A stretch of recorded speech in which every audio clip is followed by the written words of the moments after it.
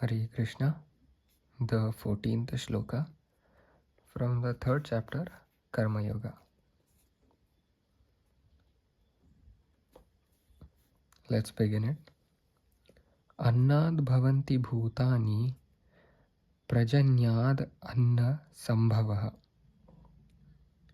Yagnad bhavati parjanyo yagnaha karma samubdhavaha.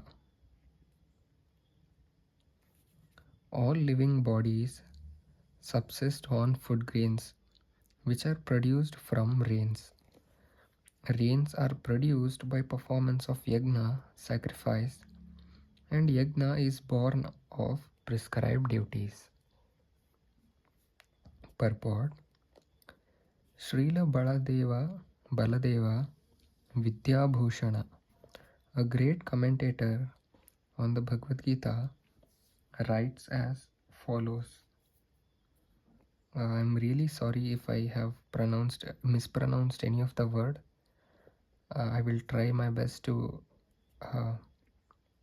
read it. So it goes like this.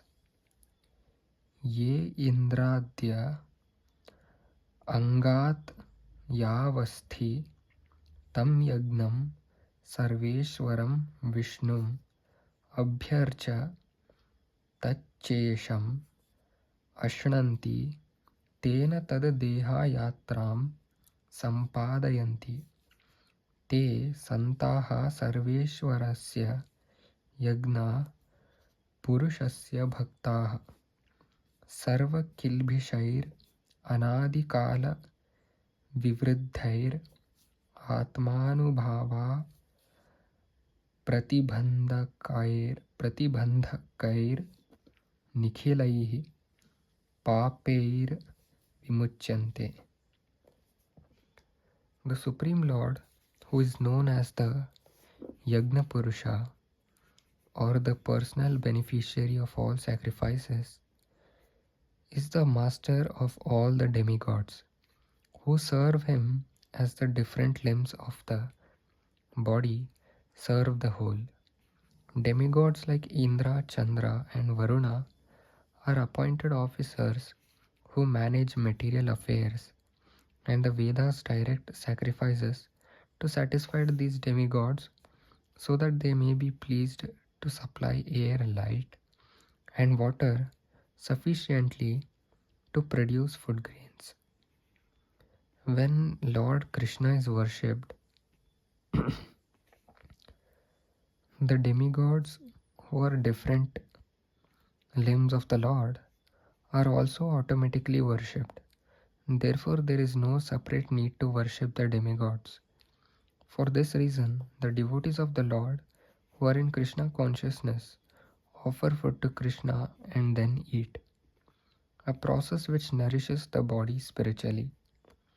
By such action, not only are past sinful reactions in the body vanquished, but the body becomes immunized to all contamination of material nature. When there is an epidemic disease, an antiseptic vaccine protects a person from the attack of such an epidemic.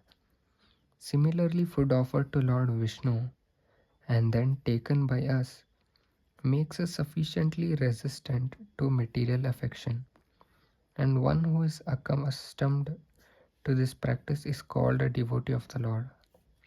Therefore, a person in Krishna consciousness who eats only food offered to Krishna can counteract all reactions of past material infections, which are impediments to the progress of self-realization. On the other hand, one who does not do so continues to increase the volume of sinful action, and this prepares the next body to resemble hogs and dogs, to suffer the resultant reactions of all sins. The material world is full of contamination, and one who is immunized by accepting prasadam of the Lord, food offered to Vishnu, is saved from the attack, whereas one who does not do so becomes subjected to contamination. food grains or vegetables are factually eatables. The human beings eat different kinds of food grains, vegetables, fruits, etc. And the animals eat the refuse of the food grains and vegetables, grass, plants, etc. Human beings who are accustomed to eating meat and flesh must also depend on the production of vegetation in order to eat the animals. Therefore, ultimately, we have to depend on the production of the field and not on the production of big factories. The field production is due to sufficient rain from sky, and such rains are controlled by demigods like Indra, sun, moon, etc. And they are all servants of the Lord. The Lord can be satisfied by sacrifices. Therefore, one who cannot perform them will find himself in scarcity. That is the law of nature. Yagnas, specifically the Sankirtana Yagna prescribed for this age, that is the Kali Yuga, must therefore be performed to save at least from scarcity of food supply. So here also in this shloka, they discuss the importance of food grains and how one must sacrifice it in the yagnas, right?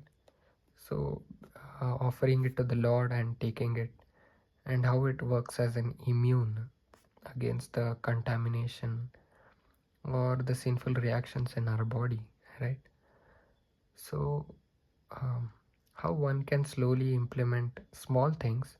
Even in the previous chapter, previous shloka, uh, the importance of the food and how offering it to the Lord and taking it, eating it, can make us purified and grow in the path of Krishna consciousness, right? So that's what these two shloka meant. And till the next one, Hare Krishna.